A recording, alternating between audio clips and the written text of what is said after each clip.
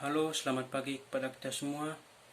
Perkenalkan, nama saya Vandrenus Gabrimin, NIM 2019-510014 dari Program Studi Teknik Kimia Angkatan 2019 Universitas Tribhuwana Tunggadewi Malang. Di sini saya akan menjelaskan sedikit tentang materi yang berkaitan dengan transfer massa. Perpindahan massa adalah perpindahan massa dari satu lokasi, biasanya berupa aliran, fasa, fraksi, atau komponen, ke lokasi lainnya. Perpindahan massa muncul pada banyak proses, seperti absorpsi, evaporasi, adsorpsi, pengeringan, presipitasi, filtrasi membran, dan distilasi.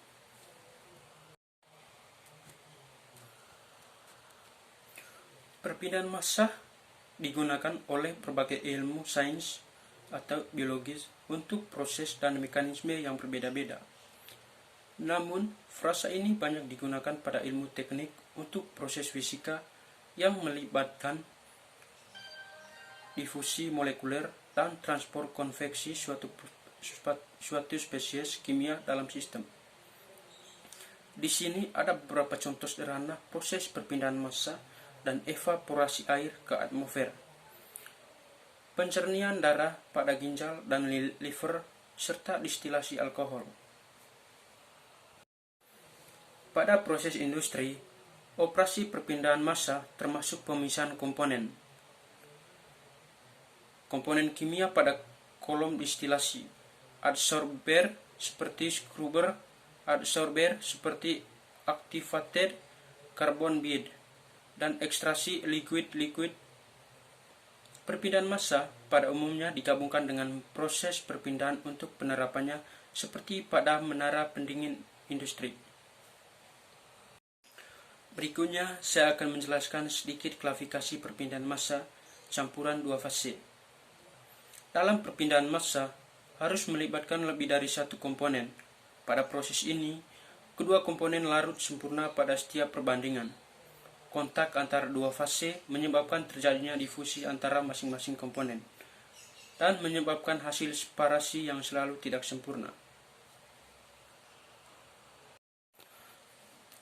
Sistem campuran pada orasi perpindahan massa.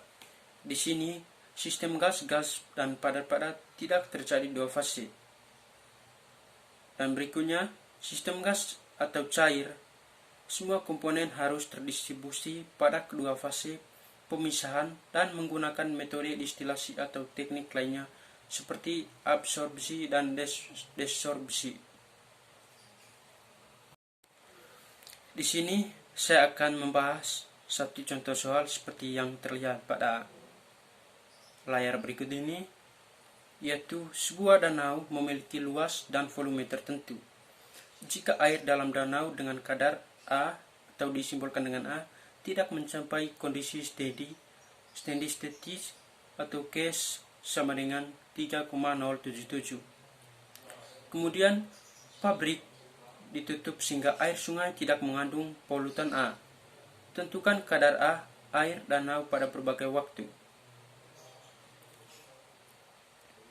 Penyelesaiannya, neraca panas pada elemen volume dengan tebal disimbolkan dengan delta X.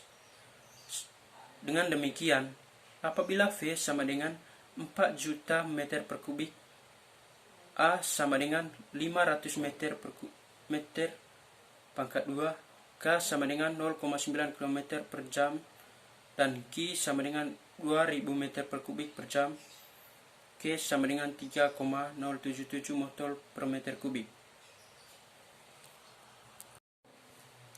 Sehingga kita dapat melihatkan pada gambar di samping,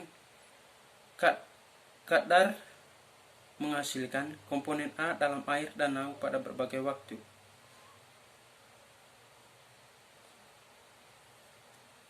Bisa kita lihat, itu perbandingan yang terjadi pada kadar dari komponen A. Baik teman-teman, mungkin itu saja penjelasan singkat dari saya. Semoga video kali ini dapat bermanfaat dan berguna untuk kita semua. Sekian dan terima kasih. Shalom.